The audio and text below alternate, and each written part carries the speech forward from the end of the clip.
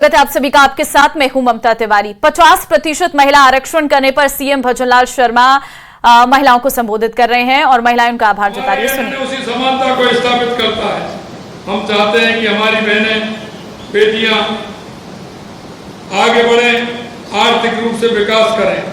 जब महिलाएं आर्थिक रूप से स्वतंत्र होंगी तो वे अपने परिवार में और समाज के विकास में महत्वपूर्ण योगदान प्रदान करेंगे। महिला शिक्षा सशक्तिकरण का प्रमुख स्तंभ है। शिक्षक महिलाएं न केवल अपने जीवन में सफल होती हैं, बल्कि वे समाज में सकारात्मक वातावरण भी पैदा करती हैं और समाज में शिक्षा के क्षेत्र में हर क्षेत्र को आगे बढ़ाने का काम करती हैं।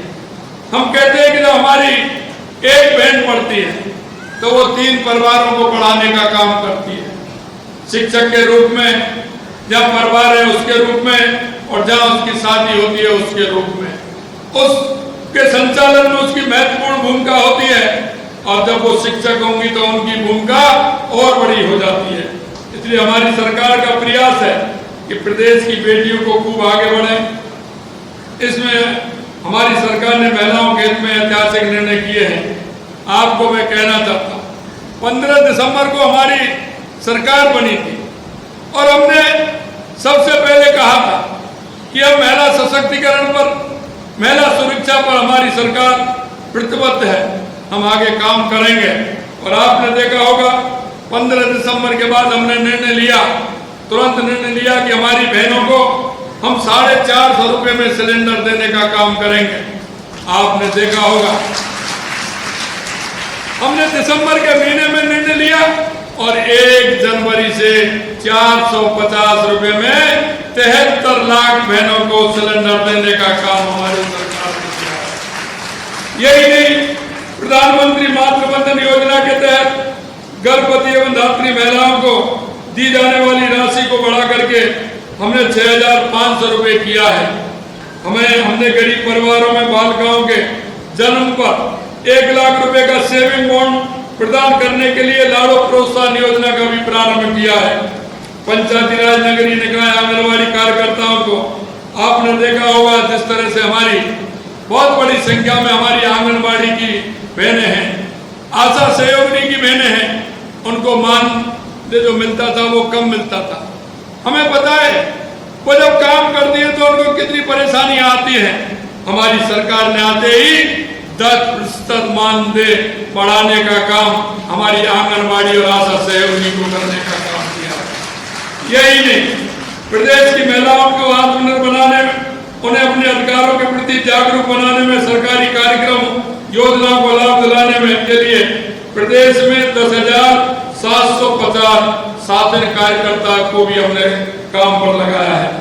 हमने इन साधनों का मानदेय अप्रैल 2024 से 5313 रुपये से बढ़ाकर 5844 रुपये करने का काम हमने 10,705 साधनों को भी हमने वेतन बढ़ाने का काम किया है। महिला सशक्तिकरण का एक ऐसा मार्ग है जो हमें एक समृद्ध, सशक्त और समानता पर आधारित समाज की ओर ले जाता है। ये केवल एक महिला के जीवन को नहीं बदलता, बल्कि पूरे समाज और देश को विकास की गति लाने का काम करता है, देश को सदृढ़ बनाने का काम करता है। हमें मिलकर एक ऐसा समाज बनाना चाहिए जहां पर महिला का सम्मान, सुरक्षा, स्वतंत्रता मिले, ताकि हमने पूरी क्षमता के साथ उपयोग कर सके। आपने देखा होगा जिस तरह से देश के यशस्वी प्रधानमंत्री नरेंद्र मोदी जी ने महिला सशक्तिकरण के लिए जितना काम किया है, और आप देख रहे हैं लखपति दीदी का जो उनका सपना है, लखपति दीदी के लिए उन्होंने इसी सबसे पहले घोषणा की है कि 3 करोड़ लखपति बहनों को बनाने का पूरे देश में उन्होंने लक्ष्य लिया है।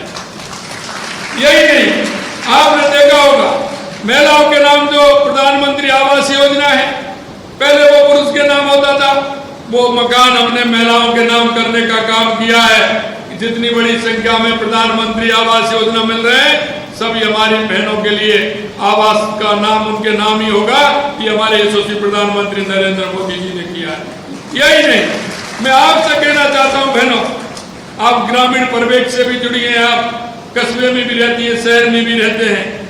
आपको पता है कि गांव में रहने वाली हमारी बहनें किस तरह से शौच के लिए परेशान रहती थी, अंधेरे का इंतजार करती थी, अंधेरा होने का इंतजार करती थी। सुबह सूर्य उगने से पहले शौच के लिए निवृत्त होने के लिए जाती थी।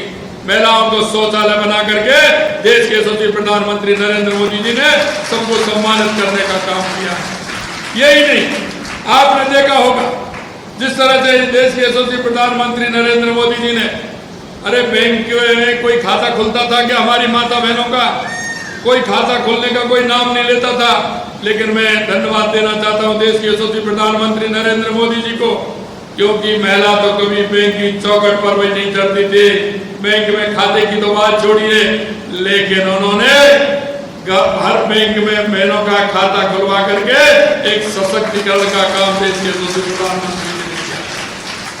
यही नहीं, आपने देखा होगा, क्योंकि हमारे आप देखते हैं, हम घर में रहते हैं, हम देखते हैं, सबसे पहले हमारी माता बहनें अगर खाना भी बनाती हैं तो अन्नपूर्णा माता का भोग हमारे परिवारों में लगता है।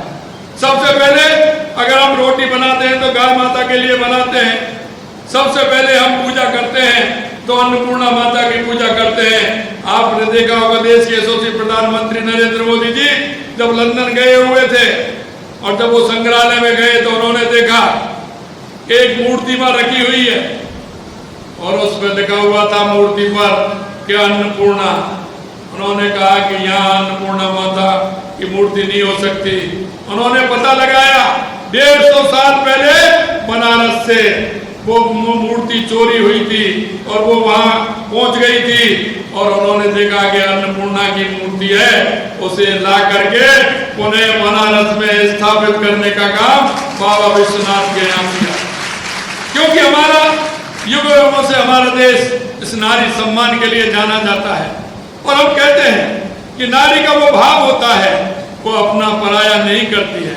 अगर कोई घर में 4 लोग आ जाते हैं, रात के अंधेरे में भी आ जाते हैं, रात को लेट अमेर भी आ जाते हैं, ये हमारी माता बहनों का ही है कि घर में आते हुए चाहे वो कितनी भी लेट आ जाए लेकिन बिना खाना खाए हुए उस व्यक्ति को सोने नहीं देती।